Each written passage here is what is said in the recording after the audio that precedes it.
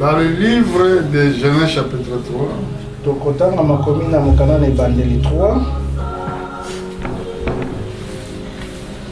nous allons commencer au verset 14 jusqu'à verset 19. L'Éternel Dieu dit au serpent: puisque tu as fait cela, tu seras maudit entre tout le bétail et entre tous les animaux des champs. Tu marcheras sur ton ventre et tu mangeras de la poussière tous les jours de ta vie. Je mettrai inimitié entre toi et la femme, entre ta postérité et sa postérité. Celle-ci t'écrasera la tête et tu lui blesseras le talon. Il dit à la femme: j'augmenterai les souffrances de tes grossesses, tu enfanteras avec douleur et tes désirs se porteront vers ton mari, mais il dominera sur toi. Il dit à l'homme: puisque tu as écouté la voix de ta femme et que tu as mangé de l'arbre au sujet duquel je t'avais donné cet ordre, tu mangeras point le sol, le sol sera maudit à cause de toi. C'est à force de peine que tu en tireras ta nourriture tous les jours de ta vie. Il te produira des épines et des ronces et tu mangeras de l'herbe des champs. C'est la sueur de ton visage que tu mangeras du pain jusqu'à ce que tu retournes dans la terre d'où tu as été pris, car tu es poussière et tu retourneras poussière. Amen. Amen. Amen. Amen. Que Dieu bénisse sa parole. Prenez place et asseyez-vous. Je profite pour saluer mes frères partout dans le monde. Que Dieu vous bénisse tous. Le thème de notre enseignement aujourd'hui: pourquoi l'homme souffre.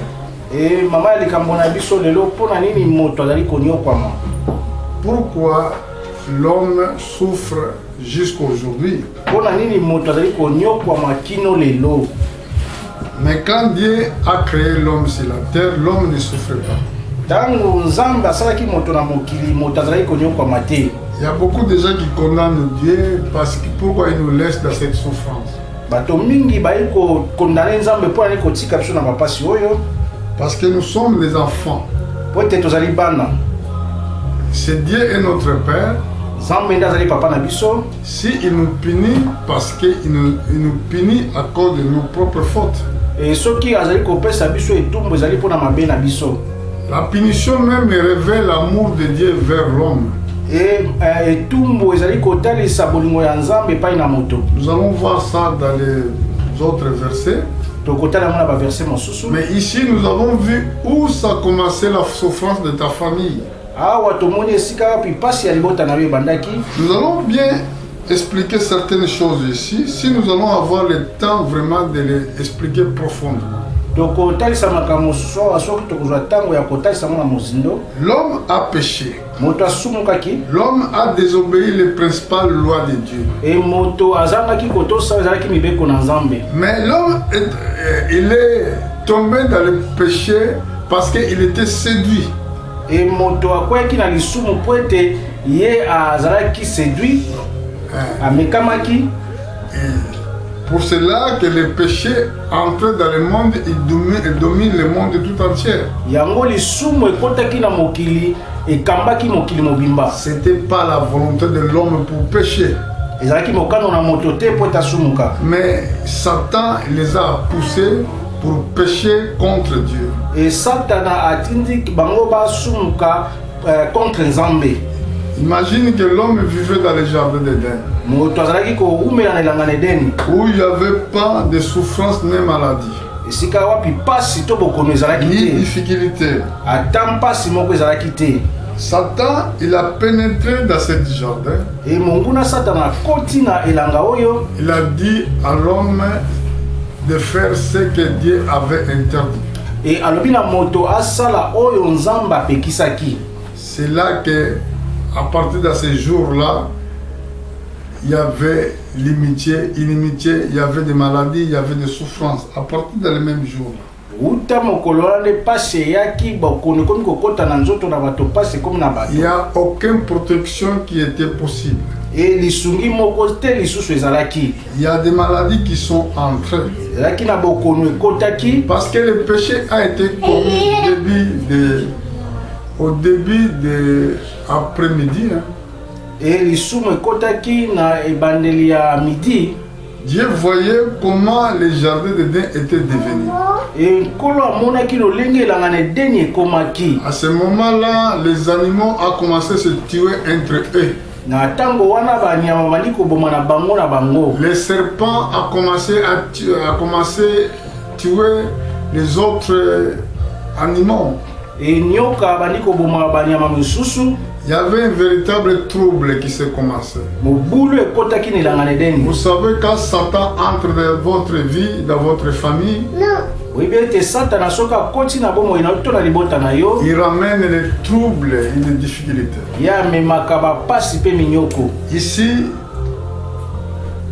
Adam n'avait pas ni moyen ni possibilité pour arrêter cette trouble qui était au jardin d'Éden. Adam zalaki na makoki te pona ko pekisa mobulu oyo ekotaki na elanga na Edeni. Dieu aussi, il est resté calme, attendait son temps. Et Nzambe pa tikalaki kimia azalaki kozela tango na ye. Parce que Dieu ne travaille pas en dehors de son temps. Et Nzambe asalaka na libanga na tango C'était te. l'ombre des choses à venir. Ezalaki elilingi ya makambo ekoya. Imagine que Jésus-Christ a se révélé au temps du soir. Et tala ete nkolo Yesu amimonisamaki na tango na Si vous poko. regardez selon la loi de Moïse, Et soki totali na mibeko na dans Mose Lévitique chapitre 11, na Lévitique 11 vous allez voir qu'il y avait des lois pour les animaux et des poissons. ezalaki na mibeko mpona banyama mpe bambisi. Mais quand l'homme pêche, il tombe contre ces lois-là, Etango moto akwei na mibeko oyo, il avait touché un cadavre d'animaux morts. to ye asimbi nyama oyo akufaki, Il doit rester impur jusqu'à soir. ya kotikala akozanga kozala kobulisama kino na pokwa. Il est impur. Toute la journée, il est impur. Ya kokoma mbindo kino na pokwa. Mais le soir, quand il va laver les habits, Na pokwa tango ya kosokola bilamba, il lave tout son corps. asokoli nzoto na ye mobimba, Après, il doit être pur. nsima nango ya kokoma peto. C'était prophétie qui disait Ezalaki na prophétie ezali koloba, que dans le temps du soir, na tango na pokwa, Dieu va régler la situation des êtres humains. Nzambe akosala ete akokisa makambo akokisa makambo ya bato na mokili. C'est la même chose Dieu avait fait au jardin d'Éden. Lolenge moko Nzambe asalaki lelanga na Edeni. Il attendit le temps du soir. Azeli tango na pokwa. Après, il a descendu dans les jardins. Nsima nango ya kiti na elanga na Edeni. Mais quand Adam attendit la voix de Dieu, Etango Ada ayoki mongongo na Nzambe, il s'est caché. ya bombami. Il ne voulait même pas se manifester vers Dieu comme il le faisait avant. Alingi komimonisama te lolenge azali kosala liboso. Parce que quand Dieu descendait au jardin d'Éden le soir, Etango Nzambe ayaki kokita na elanga na Edeni na il pokwa, venait parler avec Adam. alingaki koloba na Adam.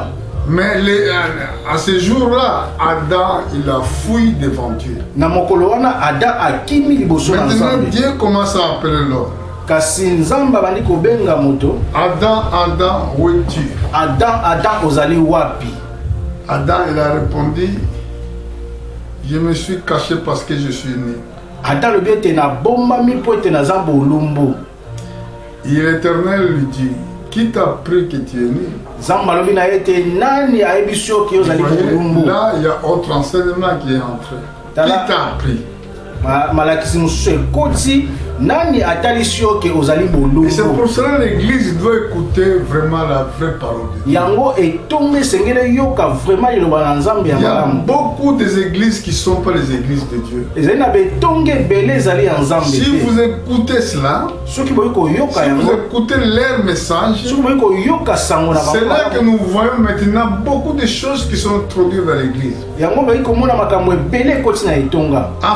Pour écouter les messages qui ne sont pas les messages de Dieu. Pona koyoka maloba oyo ezali ya Nzambe Dieu te. demandait qui t'a appris. Et Nzambe ali kotuna ye nani Ça ayebisi veut yo. dire qu'il y avait autres messagers, autres prédicateurs qui venaient te prêcher. Eli koloba ete ezali na mateya mosusu to balakisi mosusu baye koteya ye. Adam donnait raison pour sa femme il avait dit qu'il mange l'arbre du bien et du mal. Et Adam a pesi raison de te moi si de moto atinda kingana liya mbuma ya mabeto ya Dieu malamu. demande à la femme, il a dit que le serpent m'a séduit.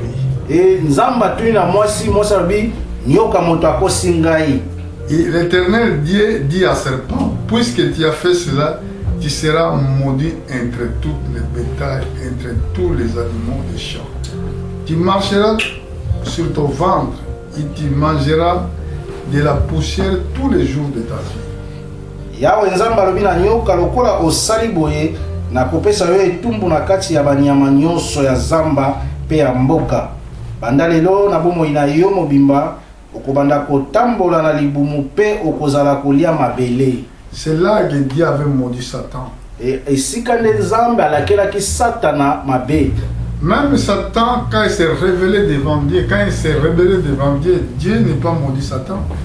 Ata ntango satana atombokaki liboso na nzambe, nzambe alakelaki ye mabe te. Mais quand il a séduit l'homme, c'est là que Dieu l'a maudit. Et ntango ye akosi moto, esika nde nzambe alakelaki ye mabe. Il est dit au verset 15, je mettrai inimitié entre toi et la femme, entre ta postérité et sa postérité. Celle-ci t'écrasera la tête et tu lui blesseras les tempes. Nakosala ete bozala na banguna yo na nyoka na mwasi, libota na yo na libota na ye. Bango bakoniata yo na motu pe yo okoswa bango na makolo. C'est là que nous voyons l'inimitié qui règne entre l'église de Dieu vivant et le monde satanique. Esika toyi komona koyoka nezali te na etonga na nzambe na bomo ipe na monde satanique. Regardez bien. Tala malamu. Ici la Bible dit au verset, à la fin du verset 14, Awa be ko bana suka ya verset 14, tu mangeras de la poussière tous les jours de ta vie. okozala kolia mabele mikolo nyonso ya bomo ina yo.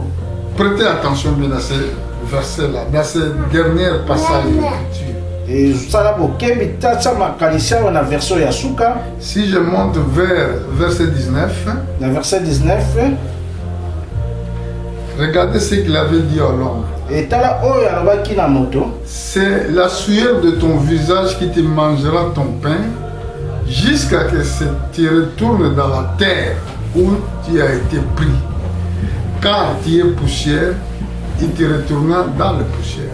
Pe kobima motoki na elongi na yo ti tango okozonga mabele pamba te ozali mabele pe okozonga kaka mabele. Pour cette raison, vous voyez que les esprits des sorciers mangent les êtres humains. Et pour la tina oyo yango ozali komona bandoki bai koliaka bato. Parce que au verset 14 à la fin, la Bible dit, tu mangeras tous les jours, tu mangeras de la poussière tous les jours de ta vie. Na verset 14 na suka bete okobanda kolia mabele mikolo nyonso ya bomo ina yo.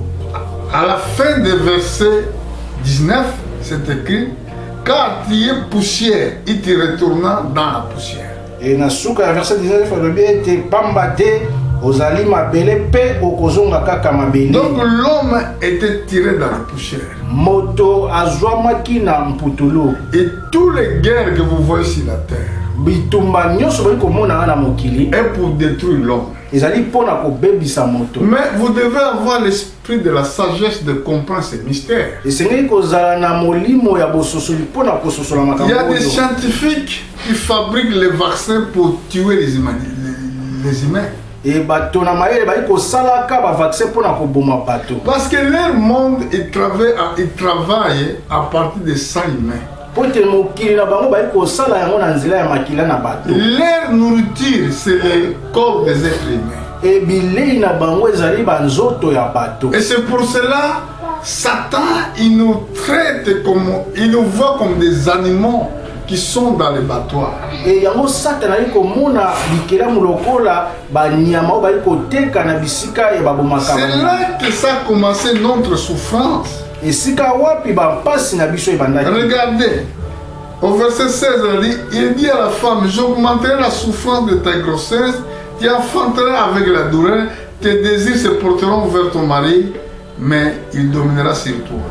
Yawe nzambe alobi na mwasi okobanda koyoka pasi mingi na tango ozali na zemi pe na tango ya kobota Ataboye okozala kaka na posa ya mobali na yo peye akozala mokonzi na yo. Ici, ça voulait dire que la femme doit marier une fois pour tout, pas plusieurs fois. Écoutez bien. Ah oui, ça a été moi c'est sengela bala mbala moko mbala mingi te. Regardez ce qui était écrit ici. Tala oye komama ki awa. Il dit à la femme, j'augmenterai la souffrance de tes grossesses. Yawe nzamba bina mwasi nakobakisa bapasi ya zemi na yo. Tu enfanteras avec la douleur. Okobota na pasi. Et tes désirs se porteront vers ton mari. Okozala kaka na posa ya mobali na yo. Ton mari en singulier. Mobali na yo na bomoko. Mais le mari dominera sur toi. Pe mobali akozala mokonzi na yo. Quand tu vas se marier, tango yo kobala, accepte que ton mari soit ton chef. Ndima ete mobali na yo azala mokonzi na yo. Parce que c'est Dieu qui l'a dit. Tu n'as pas le droit de quitter la maison de ton mari parce que non, il me fait ça, je vais aller marier autre. Parce que tes désirs se portera uniquement à son mari, lui il va dominer sur toi.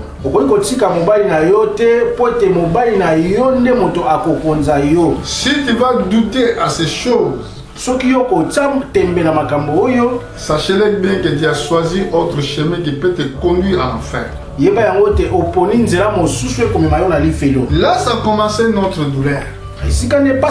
Là, ça a commencé notre souffrance. Il dit, écoutez bien au verset 17. Il dit à l'homme, puisque tu as écouté la voix de ta femme et que tu as mangé de l'arbre au sujet de laquelle je t'avais donné ce ordre, tu ne mangeras point. Le sol sera maudit à cause de toi. C'est à force de peine que tu iras ta nourriture, tirera ta nourriture tous les jours de ta vie. Bongo alobina mobali boye lokola ondimaki maloba ya mwasi na yo pe oliaki moma oyo na pekisaki yo na kopesa mabele etumbu pona mabe oyo osali yango ekozala kobimisela yo banzete ya nzube pe matiti ya mabe na bomoi na yo mobimba. Donc les hommes souffrent à cause du péché. Maintenant, quand nous souffrons à cause de cela, le but de Dieu est que l'homme revient vers Dieu. Le but de Dieu est que l'homme reconnaisse les fautes qu'il avait commises. Et c'est pour cela quand tu souffres, le but de la souffrance est que tu reconnaisses qu'il y a quelque chose qui ne va pas, je vais retourner vers Dieu.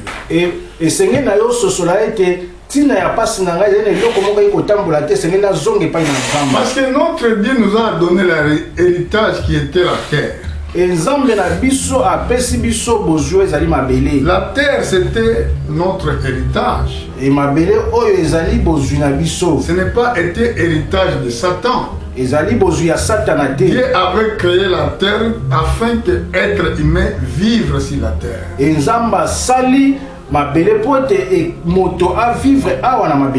Nous-mêmes, nous n'avons pas gardé la loi de Dieu.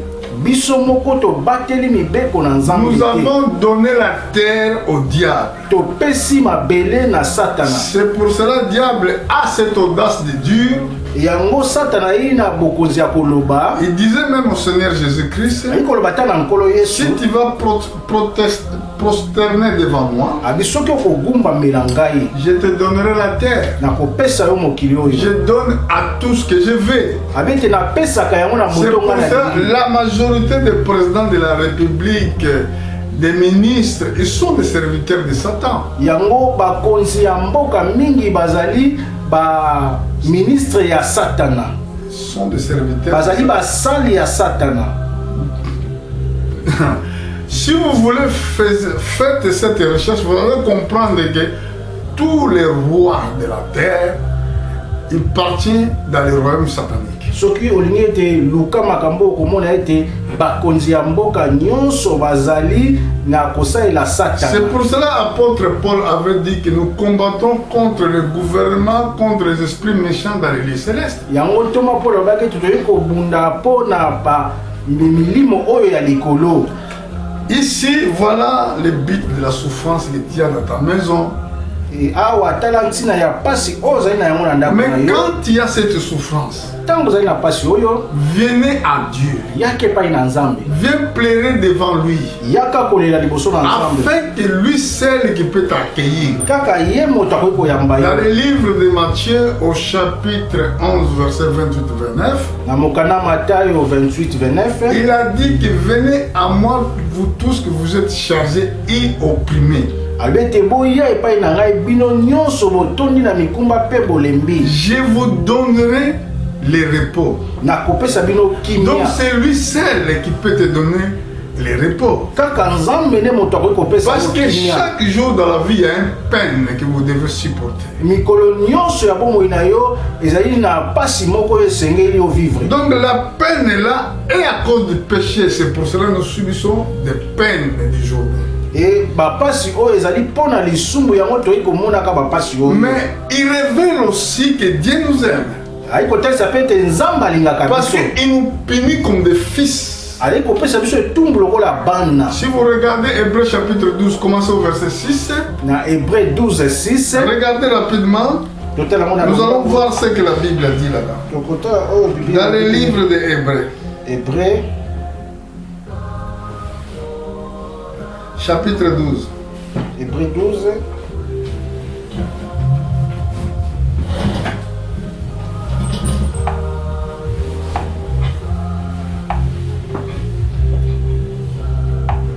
Commençons au verset 6. Hébreux 12:6.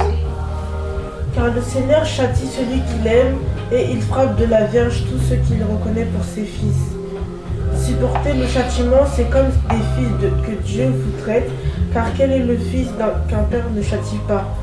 Mais si vous êtes exempt du châtiment auquel tous ont part, vous êtes donc des enfants illégitimes et non des fils.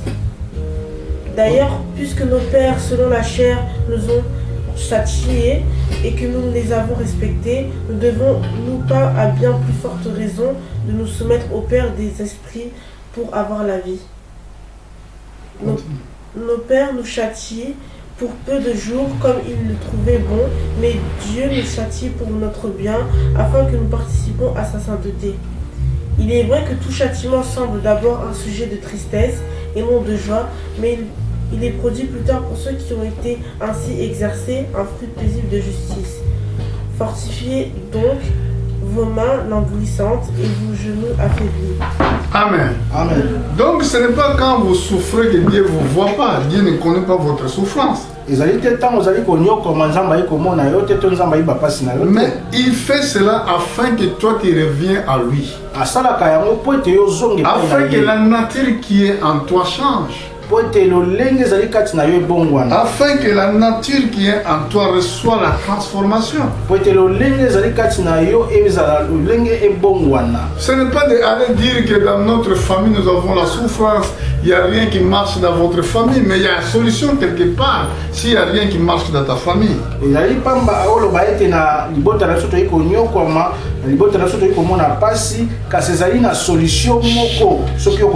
Chaque fois quand vous commencez à voir dans votre vie, il y a des choses qui ne marchent pas.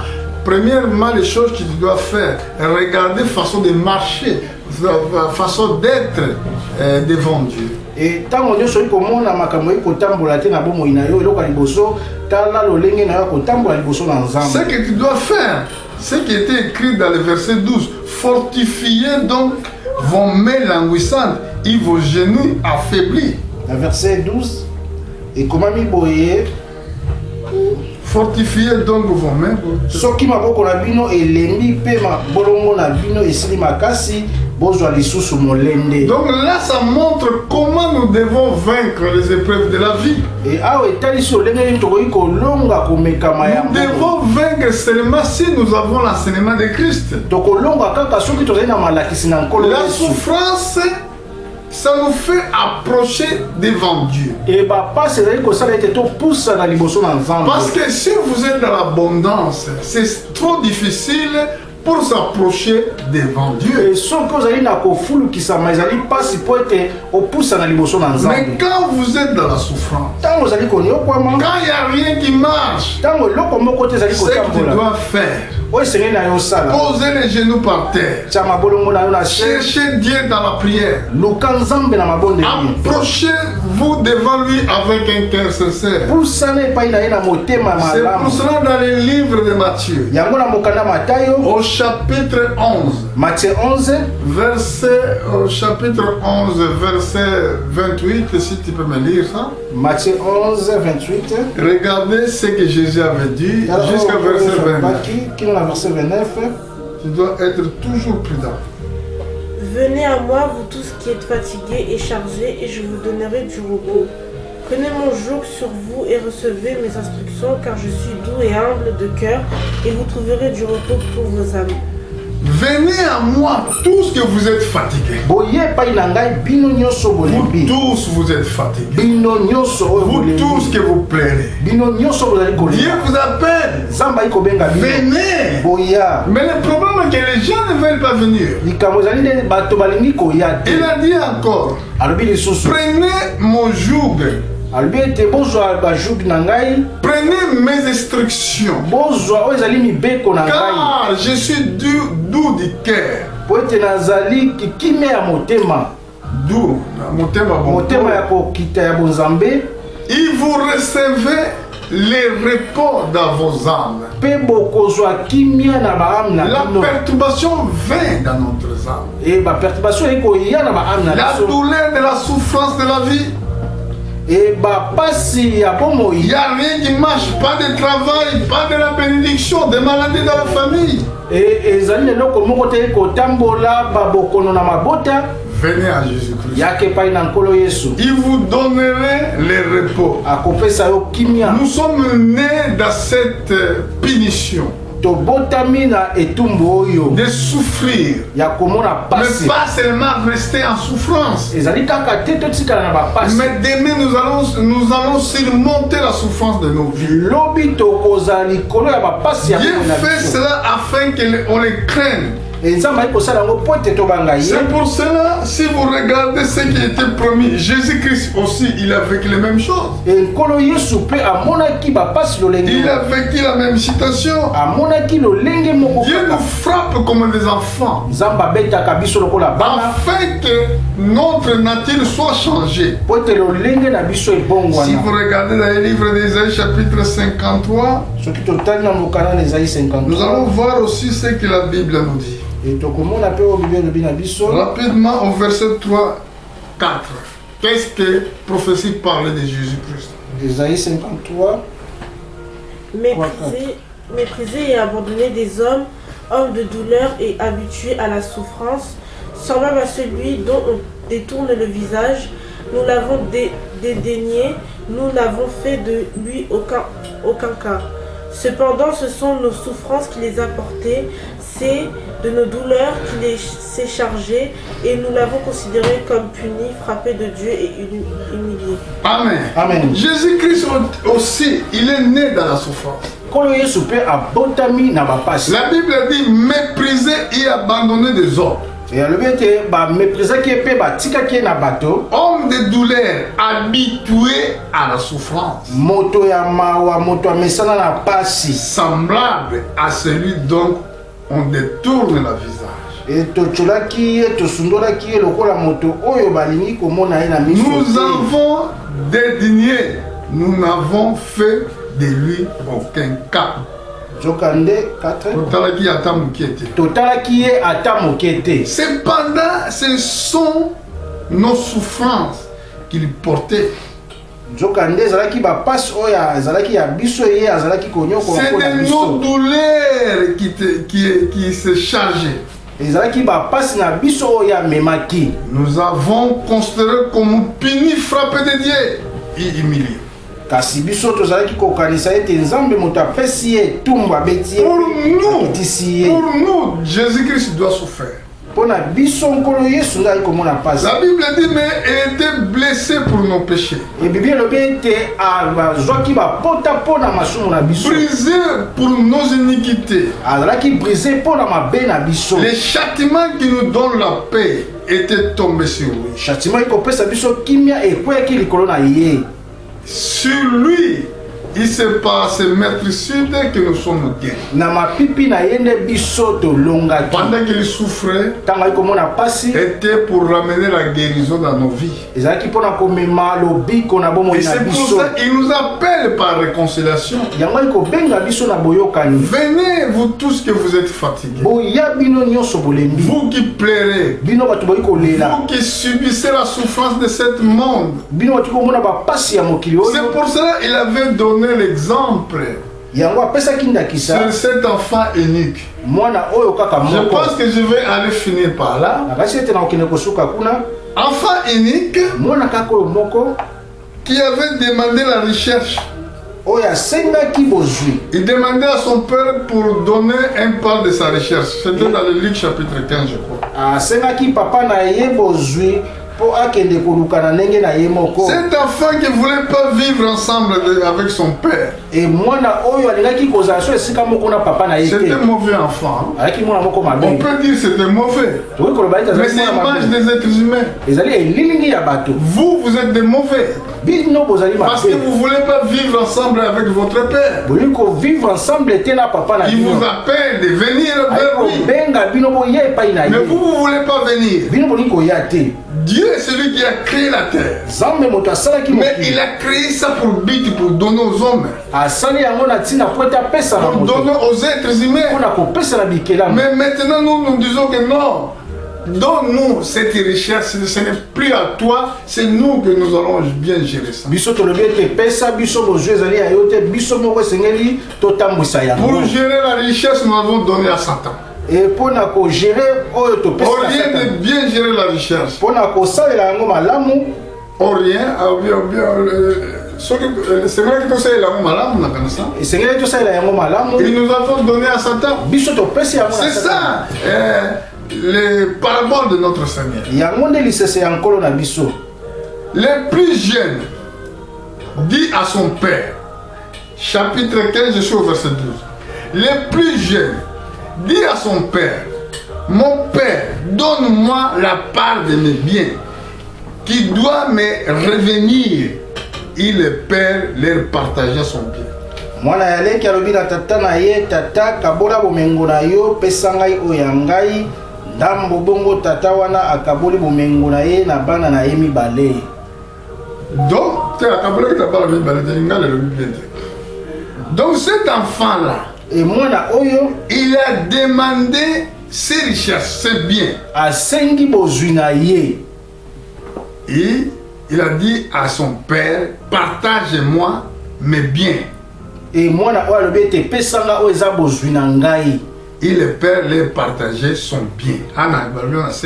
E papa apesi ye bozwi na ye.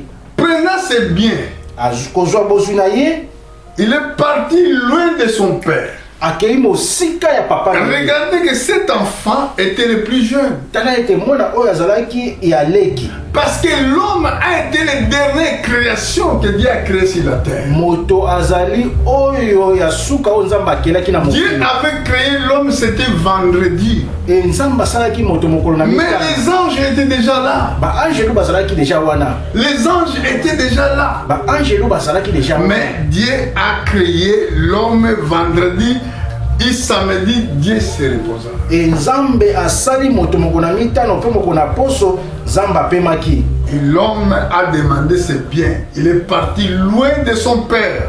E moto asengi bozwi na ye mpe akei mosika ya papa na ye. Peu de jours après, les plus jeunes filles ayant tout ramassé à partir pour un pays lointain, il dissipa son bien et vivant dans les débauches.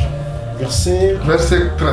Verset 13, mwana ya leki awa zwi oyo ya ye ndambo ateki yango mpe nsima ya mwa mikolo akei na mboka moko ya mosika mpona asali mobulu mpe abebisi mbongo na ye nyonso. Lorsque il est tout dépensé, une grande famine survint dans ce pays.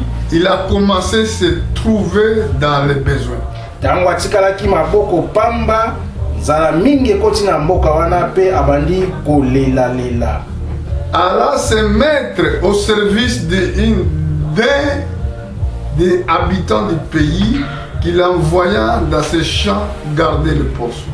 Akei koluka mosala epai ya moto moko ya mboka yango peye atindi ye na isobe pona kokengela bangulu. Donc l'homme qui avait un père, cet enfant qui avait un père riche, aujourd'hui il qui commence à souffrir, dormir ensemble avec les postes. Mwana oyo azaki na papa na ye ya bozwi lelo abandi konyoko abandi kolala esika moko na bangulu. Pourquoi Jésus-Christ donne ce type de parabole? Pona ni koleso apesi lisese oyo. Là la parabole révélait l'homme. Il était riche auprès de Dieu, mais peut pas être riche en dehors de Dieu. Nzambe ayikotalisa ete moto akozala na bozwi pembeni na Nzambe, akoki kozala na bozwi te libanda na bonzambe. Cet enfant, c'était l'homme. Le père, c'était Dieu. Mwana oyo ezalaki moto, kasi papa oyo ezalaki Nzambe. Et son frère était les anges. Et ndeko na ye ezalaki nde ba ange. Son frère, le grand frère de son gène-là. Yaya na ye ezalaki nde ba angelo. L'homme a quitté l'endroit où Dieu l'avait mis sur le jardin d'Éden. Moto atiki esika oyo Nzambe atiaki ye na elanga na Eden. Il était chassé loin de Dieu. Bapengani ye mosika na Nzambe. Vivant loin de Dieu. Ayiko umela Il ne mosika na voulait pas Nzambe. vivre selon les principes de Dieu. Ayiko umela te Il kolakisa voulait maposika faire na ce qui Nzambe. était bien devant ses yeux. Ayiko sala ezali malamu na miso na ye. Il commençait à souffrir. Abandi konyokwa. Pour cette raison, l'homme souffre sur la terre. Na tina oyo nde moto ayiko nyokwa. Cet enfant souffrait. Moto oyo aliko nyokwa. Manger les nourritures de poisson. Abandi kolia bilei ya bangulu. Et après lui-même a commencé à imaginer. Ye moko abandi kokanisa. Mais il avait quand même de bonnes intentions. Azalaki na makanisi ya malamu. Il a dit que mon père est riche. Abete papa nanga aza na bozwi. Chez mon père, même les mercenaires, ils gagnent bien leur vie. alobi ete epai ya papa na nga basali baye kozala na bomo ya malamu. Pourquoi moi je vais rester ici dans cette souffrance? Mpona nini nga nakotikala na minyoko? Je vais retourner vers mon père. Nakozonga epai ya papa na ngai. Je leur dirai que je ne suis pas digne d'être appelé ton fils. Nakoloba na ete papa na asalaki mabe na koki susu te kobenga na mwana na miso na yo. Laisse-moi que je sois même ton serviteur. Tika ete nazala ta mosali na Là nous yo. avons vu la fruit de l'humilité. Wana tomoni mbuma ya komikitisa. C'est lui qui s'est humilié devant le Dieu Tout-Puissant. Moto azali komikitisa liboso na Nzambe na bomo. Quand son père l'a vu, tango papa na ye amoni Dieu est celui qui sonde le cœur, qui sonde les reins. Nzambe azali wayebaka bakati na mitema na biso. Quand il a vu son fils venir vers lui, tango amoni mwana koya epai na ye, il a couru pour l'embrasser. akimi mbango mpona koyamba Il ye. était vraiment sale. azalaki akomaki Les mbindo. saletés que la Bible parle ici, ça veut dire c'est la vie du péché. Embindo oyo bibeli koloba awa ezali ete bomo ya masumu.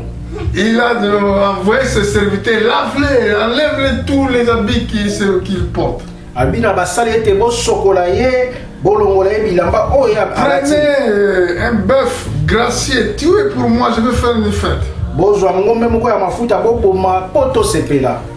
Et pendant qu'il a fait cela, Tango asalaki yango, son frère venait. ndeko na ye ayeye kouta mosika. Il a entendu le son de musique. Ayoki makelele ya musique. Il a dit, qu'est-ce qui se passe là? Abete eloko nini ezali koleka kuna. Ils ont dit que ton frère qui était perdu, il est reparti. Balobi ete ndeko na yo oyo abungaki amonani. Le serviteur lui dit que ton frère est de retour parce qu'il a retrouvé bonne santé. Ton père a tué les veaux des gras. Verset 27. Na verset 17. 27. Na 27 Biblia elobi na biso mosali wana azongiseli ye leki na yo azongi bongo tata na yo abomisi mwana ngombe ya mafuta po amoni ye lisusu na nzoto makasi. Ah, mais son frère n'était pas content. Kasi ndeko na ye azalaki na Parce que esengo. lui était là toujours avec son père. Ye azalaki wana mikolo nyonso na papa na ye. Son père ne tuait pas les veaux, ne donnait rien. Mais voilà celui qui était rebelle, qui était parti, qui a ramassé toutes les richesses. Maintenant, son père va faire fête de quelqu'un qui a fait mal. Beaucoup de choses, ça passe comme ça dans la famille. ndeko na ye asepelaki te po ete mwana oyo azwaki bozwi akeye abebisi yango ntango azongi basaleli ye feti kasi ye azalaka wana ntango nyonso basalelaka ye yango te makambo nyonso oyo elekaka mpe na mabota. Ça, c'est l'image des anges quand ils regardent la gloire qui va être révélée dans les jours de l'enlèvement de l'église. Oyo ezali elilingi baange bali komona ntango gloire ekozala na konetwama ya etonga. Quand l'église sera enlevée au ciel, il y aura une grande fête. Même les anges, ils sont quand même jaloux à cela. Et ntango etonga ekomata na likolo feti monene ekozala ata baangelo bakozala jaloux mpona yango. Parce qu'à ce moment-là, nous serons dans la deuxième position de la hiérarchie de Dieu. Et na ntango wana na oyo ezali ekitiseli ya nzambe tokozala bato ya mibale. Parce que Dieu, c'est lui le Père. Po ete nzambe ye nde papa. Église est celui l'épouse. Et etonga ezali mwasi. Voilà, maintenant, ceux qui dirigent à la maison, premièrement, c'est papa. Et bato bakambaka na ndako ya liboso ezali papa. Et deuxième, c'est maman. Pe ya mibale ezali mama. Voilà que l'homme, maintenant, il va prendre place d'épouse. Ça veut dire que c'est le deuxième niveau. Et tala moto akozwa esika ya mwasi ezali esika ya mibale. C'est pour cela, aujourd'hui, il vous appelle. Yango lelo azali kobenga. Même quand il souffre, ata ozali konyokwama. venez à Dieu. Yake pai na nzambe. Il vous donnera vraiment les repos. Akopesa yo kimia. Vous êtes des mauvais. Bino ozali mabe. Vous savez faire du bien à vos enfants. Oyebi kosala malamu na bana na bino. Quand vos enfants souffrent, Tango bana na bino bali quand vous konyokwama. avez des difficultés, quand il manque de quoi manger, Tango eloko ya kolia ezali kozanga. vous les donnez quand même ce qu'ils doivent manger. Ozali kopesa bango ya kolia. Mais Dieu, Kasi nzambe. il est Dieu d'amour. Ali nzamba Il bolingo. peut vous donner tout ce que vous avez besoin. Akoki kopesa bino Il nyonso peut vous donner tout ce que vous désirez dans votre cœur. Akoki kopesa bino ezali baposa Si ya vous le motema na bino. faites confiance, Soki botieliki epai na ye. mettez confiance en Dieu. Tieliki epai na Les nzambe. hommes changent, mais Dieu ne change pas. Bato babongwanaka kasi Il est nzambe abongwanaka fidèle de te. tout ce qu'il dit. Alo aza fidèle na oyo nyonso alobaka. Si il te frappe aujourd'hui, Soki abeti yo lelo supportez le châtiment de Dieu. kanga motema oyo ezali kobeta ya nzambe. Même quand vous souffrez, il est toujours à côté de vous. Ata ozali konyokwama azali ntango nyonso pene na yo. Si il vous frappe pour un but, Soki ali kobeta yo abeti yo na ntina afin que vous reveniez à lui. po ete yo ozonga epai na ye. Je vais voir encore dans les Proverbes. Proverbe Proverbes chapitre 23. Proverbe 23.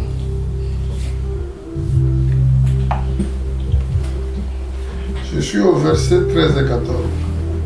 Proverbe 23, 13, 14. N'épargne pas la correction à l'enfant, si tu le frappes de la verge, il ne mourra point. En le frappant de la verge, tu délivres son âme du séjour des morts. Donc Dieu, quand il nous frappe, Nzambe ntango ali kobeta biso on les frappe des vierges afin que notre vie change. ali kobeta biso na nzete po ete bomoi na biso ebongwana. Il a dit, ça c'est exemple qu'il donne peut-être dans la famille ou un père d'enfant qui châtie son enfant. Ali kopesa malakisi oyo na libota tata oyo ali kobeta mwana na ye. N'épargne pas la correction à l'enfant. Ali kolongola correction te na mwana. Si tu le frappes des vierges, il ne mourra point. Soki obeti ye na nzete akokufa te. Amen. Amen. Dieu nous frappe afin de ne pas mourir. Nzambe ali kobeta biso po ete tokufa te. Mais toi tu dis que non, moi je frappe pas mon enfant quand il fait une bêtise. Yo oyei koloba ete nabetaka mwana te ntango ali kosala mbeba. C'est pour cela que nous avons des voyous dans nos maisons. Yango tozali na bana batomboki na bandako. Nous devons châtier nos enfants quand ils ne marchent pas correctement. Esengeli tobeta bana ntango bali kotambola Ce malamu n'est pas te. péché quand tu punis ton enfant. Ezali lisumu te ntango opesi mwana yo etumbu. Mais écoutez, Yoka malamu. au verset 14, Verset 14. il frappe des vierges. En la frappant de la vierge, tu délivres son âme du séjour de l'amour.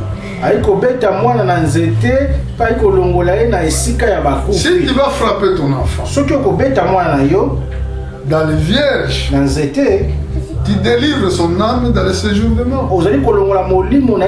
Donc tu l'empêches de mourir. Tu l'empêches de suivre le mauvais chemin. C'est pour cela que nous frappons nos enfants. Ce n'est pas que quand cet enfant-là, quand il est puni à son père, de commencer à dire oh mon père, il est méchant, ce n'est pas bon enfant. Et moi,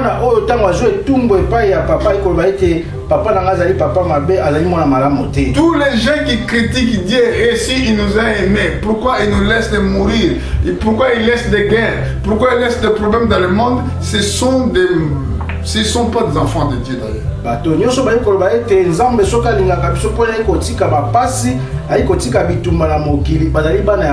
Parce que si nous souffrons, il y avait origine de souffrance. Cet jardin d'Éden qui était l'ombre des choses à venir. Le jardin d'Éden qui était au Moyen-Orient, c'était l'ombre des choses à venir. Pourquoi je dis cela? Parce que Satan entre dans ce jardin. Il est parti dans les jardins pour aller séduire l'homme. Mais c'est celui qui viendra. Le jardin, la Bible dit, il reste encore repos pour le peuple de Dieu. Il y a un jardin qui arrivera. C'est l'endroit où la Bible parle de repos que les enfants de Dieu vont reposer. Dans cet endroit, Satan n'y aura pas le pouvoir. Dans cet jardin qui était terrestre, Adam et Ève, il n'avait pas des habits. Mais dans les jardins à venir, dans cet repos qui va venir, nous allons avoir les repos, les habits de fête d'annonce. Cette robe qui va briller devant Dieu. Oh, je vais voir cette verset. Mais si vous regardez Ancien Jardin, Adam, il était nu. Mais pourquoi? Parce que l'habillement, c'était le baptême de Saint-Esprit. Même Adam, il était là dans ce jardin. Il avait la vie éternelle. Mais il n'était pas revêtu dans la puissance de Saint-Esprit. Il n'était pas parole de sa parole. Parce que celui qui a la parole de Dieu, si un ennemi vient pour le dire, fais cela, il le dira. C'est écrit, je ne peux pas le faire. La Bible a dit ça, la Bible a dit cela. Mais il ne peut pas obéir une parole que Dieu ne peut pas, que Dieu n'a pas dit. Est-ce que vous comprenez? C'était l'ombre des choses à venir. Satan le dit. Prends ce fruit, mange. Si il avait la parole de Dieu, il dira, Dieu avait dit, cet arbre ne le touchera pas. Je ne peux pas changer la façon de répondre. Je dirais que je ne touche pas parce que Dieu avait dit qu'on ne peut pas toucher.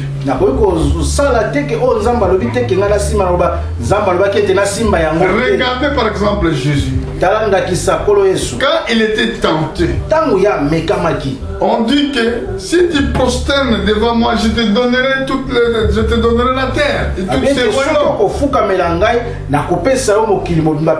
Jésus avait répondu. C'est écrit, à Dieu seul que tu dois prosterner. À lui seul que vous devez adorer. Les gens qui se prosternent devant les hommes, ils pêchent. Là, je ne peux pas le faire parce que c'est écrit à lui seul, à Dieu seul que je dois me prosterner. C'est pour cela qu'il y a des gens qui me disent, oh frère Philippe, pour pourquoi tu as abandonné peut-être l'autre endroit, tu vas plus là-bas, pourquoi? Mais il y a des choses que je vois que je ne peux pas faire, c'est tout. Que je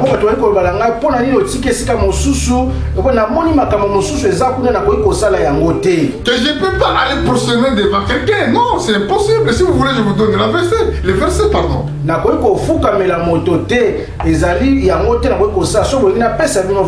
Raison pour laquelle que je n'accepte pas que mon corps, mon âme soit corrompue. Parce que moi je cherche la vie éternelle. Bon, si je cherche cette vie qui est éternelle, je dois obéir ce que la Bible dit. Regardez Matthieu chapitre 14. Matthieu 14.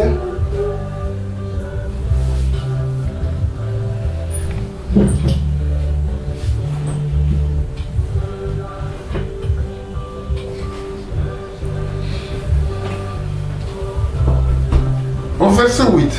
Matthieu 14, 8.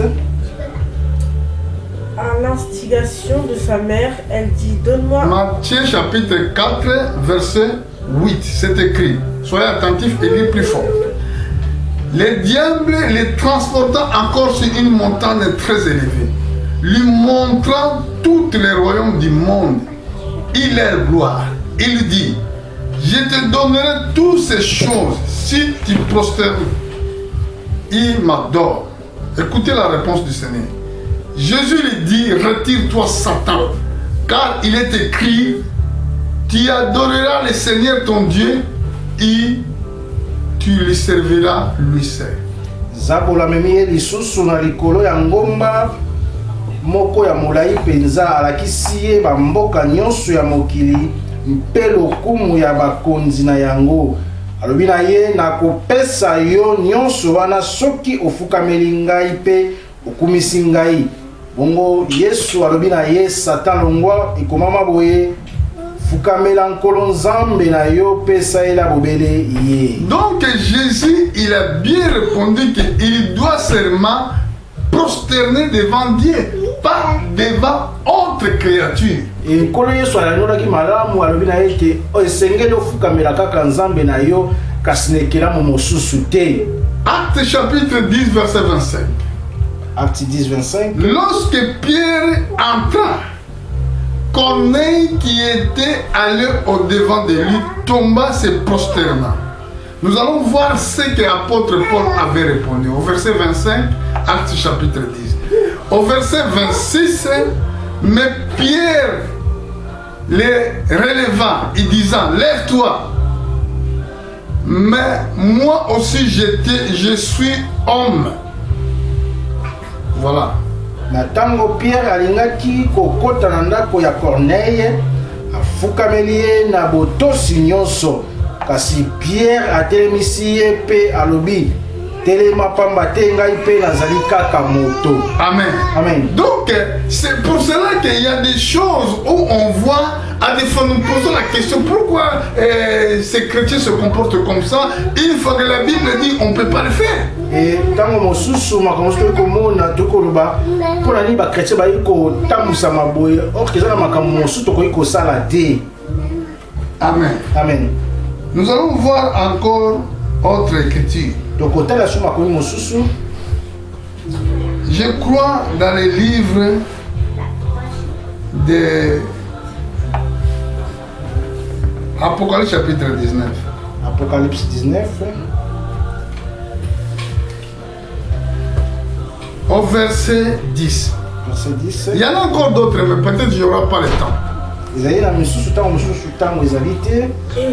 je tombais à ses pieds pour l'adorer, mais il me dit, garde-toi de le faire, je suis ton compagnon de service et celui de tes frères qui ont le témoignage de Jésus. Adore Dieu car le témoignage de Jésus est l'esprit de la prophétie. Là, nous avons vu encore une fois, Jean voulait tomber devant ange. Il a dit garde-toi de le faire. Je suis compagnon de service et celui de tes frères qui ont le témoignage de Jésus. na yo oyo babatelaka sango ya Yesu. Adore Dieu car le témoin de Jésus-Christ est l'esprit de la prophétie. Fukamela bobele nzambe pamba te maloba ya oyo ya Yesu eyelaki bato molimo moko epesaka yango na prophète. C'est pour cela, à deux fois, je vois comment je peux douter de ce que Dieu avait dit à cette place-là. C'est pour cela, à des fois, vous ne me voyez pas dans d'autres endroits pour venir me réunir pour cette raison, tout simplement parce que les Écritures ne sont pas respectées.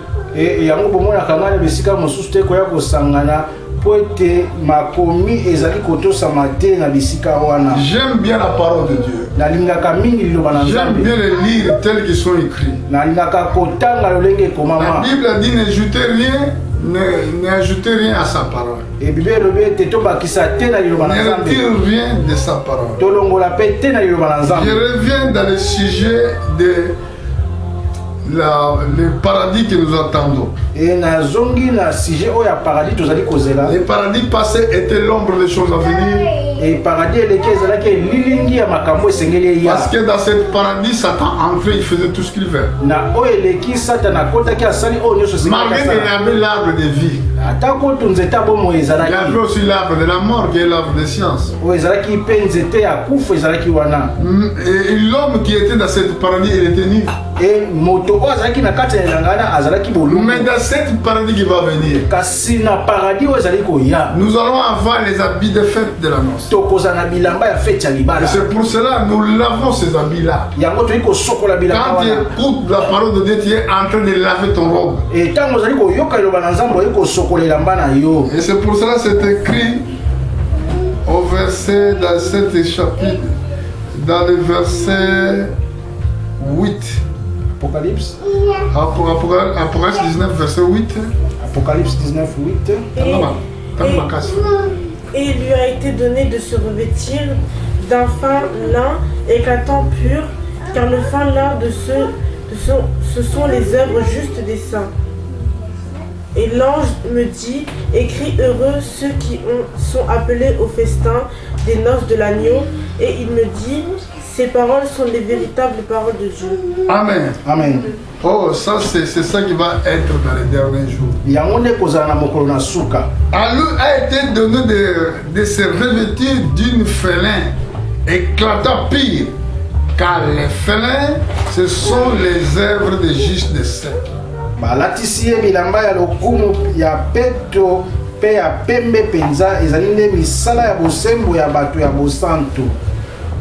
Mais dans le premier paradis, il n'y avait pas ces vêtements-là. Au chapitre 16, verset 15, c'est écrit, voici je viens comme un voleur.